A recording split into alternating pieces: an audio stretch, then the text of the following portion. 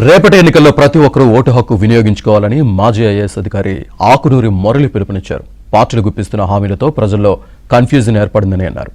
రాజకీయ పార్టీలు ఇచ్చే ఫేక్ హామీలకు మోసపోకుండా విద్య, వైద్యం, అభివృద్ధికి ప్రాధాన్యం ఇచ్చే పార్టీలకే ఓటు వేయాలని అన్నారు. ఓటింగ్ రోజును సెలవు దినంగా కాకుండా బాధ్యత గల రోజుగా భావించి ప్రతి ఒక్కరూ ఓటు వేయాలన్నారు. గతంలో కంటే ఈసారి అర్బన్ ఏరియాల్లో ఓటింగ్ శాతం పెరిగే అవకాశం ఉందంటున్న మాజీ ఐఏఎస్ అధికారి ఆకునూరి మురళితో మా ప్రతినిధి Rajesh face to face.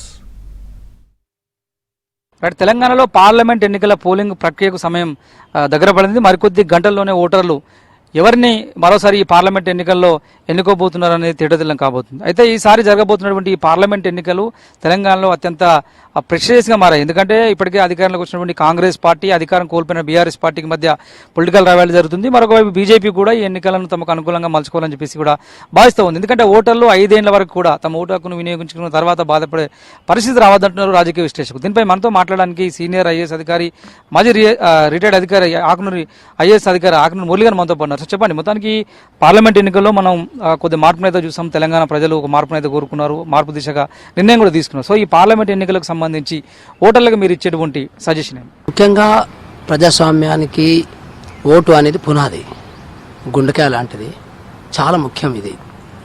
So vote వేయకపోతే ప్రజాస్వామ్యము ముందుకెళ్ళదు. సో యాక్చువల్గా మన దేశంలో చాలా విచిత్రంగా ఉంది ఒక పరిస్థితి. ఏంటంటే గ్రామీణ ప్రాంతాల వాళ్ళు ఓట్లు ఎక్కువ వేస్తున్నారు. సో నగరాలలో ఉన్న వాళ్ళు, బాగా చదువుకున్న వాళ్ళు, బాగా మంచి మంచి ఉద్యోగాలు చేసే వాళ్ళు ఓటు వేయటం లేదు.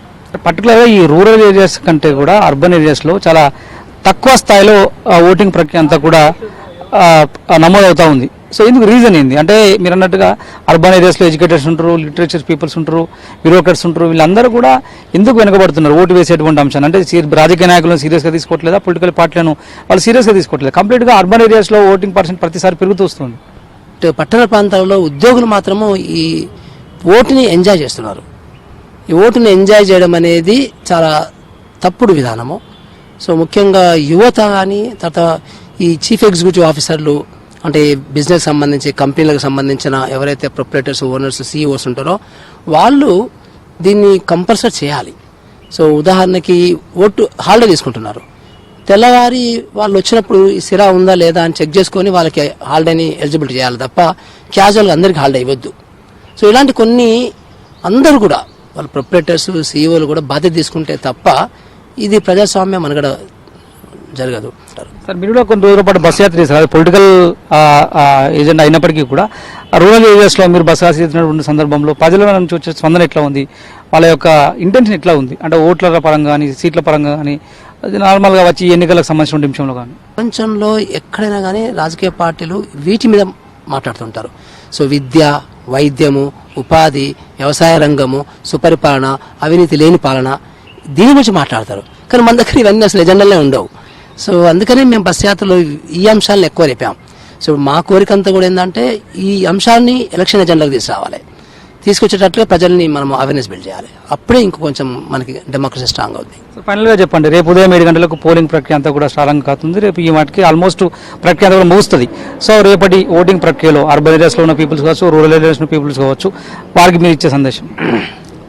దయచేసి అందరూ ఇళ్ళ నుంచి బయటికి రండి. సో ఏదో ఒక టైంలో ఓటేయండి. సో మీ ఫ్రెండ్స్ అందరికీ ఫోన్లు చేసి మీరు ఓటేసిందా, ఓటేలేదని అడగండి. సో ఓటేయకపోతే బాబు లేచి నువ్వు బయటికి వెళ్ళి పోలింగ్ బూత్ దగ్గరికి వెళ్ళి ఓటు వెయ్యి అని ఆ డిస్కషన్స్ జరగాలి. వాట్సాప్ గ్రూపులలో కూడా ఎవరో ఓటేసిండ్రు, ఎవరో ఓటేళ్ళు సెల్ఫీలు పెట్టమని చెప్పాలి. వాళ్ళ ఓన్ వాట్సాప్ గ్రూప్స్ ఉంటాయి కదా, సెల్ఫీలు పెట్టమని చెప్పాలి. సో ఈ రకంగా ఒకరికొకరు ఎంకరేజ్ చేసుకోవడం అనేది చాలా ఇంపార్టెంట్. మొత్తం మీద రేపు ఓటర్లు వేసేటువంటి ఓటే తమ రాజకీయ భవిష్యత్తును, లేదంటే తమ భవిష్యత్తును నిర్ణయించబోతుంది. కాబట్టి ప్రతి ఒక్కరు బయటకు వచ్చి స్వతహాగా ఓటు వేసేందుకు ముందుకు రావాలి. ఏదో ఒక సమయంలో ఓటు హక్కును వినియోగించుకుంటేనే భవిష్యత్తులో తమ అన్ని రకాలుగా ప్రభుత్వాలను కావచ్చు, పాలసీలను కావచ్చు వ్యతిరేకించేటువంటి, లేదంటే ప్రశ్నించేటువంటి అవకాశం కల్పించే వీలు దొరుకుతుందని చెప్పేసి మురళి చెప్తున్నారు. కెమెరామెన్ చరణ్తో రాజేష్, ఏబీఎన్ ఆంధ్రజ్యోతి, హైదరాబాద్.